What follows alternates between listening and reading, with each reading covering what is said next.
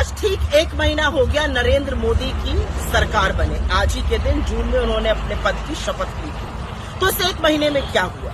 इस 1 महीने में जम्मू कश्मीर में 1 नहीं 2 नहीं 4 आतंकी मुठभेड़ों में 8 हमारे जाबाज और 10 हमारे लोग शहीद हो गए। जो बात करते थे आतंकवाद को कब्जे में करने की, श्रद्धालु अब जम्मू कश्मीर में मारे जा रहे हैं, हमारे जाबाजों की शहादत हो रही है।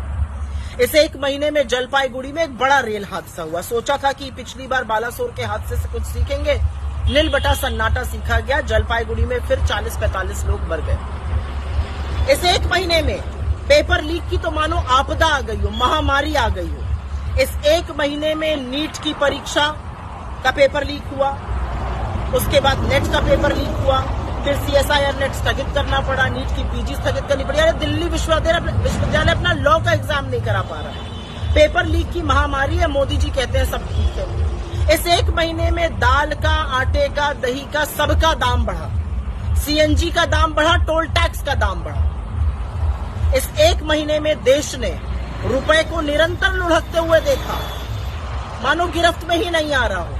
जो कहते थे कि जैसे जैसे रुपया गिरता है प्रधानमंत्री की प्रतिष्ठा गिरती है, उनको सोचने पे मजबूर होना पड़ेगा कि प्रतिष्ठा किस गोते में चली गई।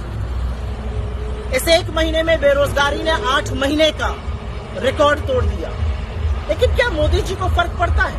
उनको कोई फर्क नहीं पड़ता। महंगाई से आप जूझिए, पेपर लीक की महामारी से आपके बच्चे जूझे, बेरोजगारी से इस देश का युवा जूझे, हिंसा और नफरत से मणिपुर जूझे। मोदी जी को क्या फर्क पड़ता है? वो तो मॉस्को में है और मॉस्को में वो ज्ञान दे रहे हैं। मॉस्को में वो बता रहे हैं कि 3 साल में तीसरी बार में वो क्या क्या करने वाले हैं। आतंक आपसे रुक नहीं रहा है, आतंकवादी आपसे कंट्रोल नहीं हो रहे हैं, महंगाई को कंट्रोल करना आपके बस की बात नहीं है, रुपया को आप मजबूत नहीं कर पा रहे हैं। तो आप करने क्या आए हैं? ये अलग बात है कि रिचार्ज भी अब इतना महंगा हो गया है कि रील देखना भी दुर्लभ होता जा रहा है। तो ये है 1 महीने के मोदी सरकार का फलसफा।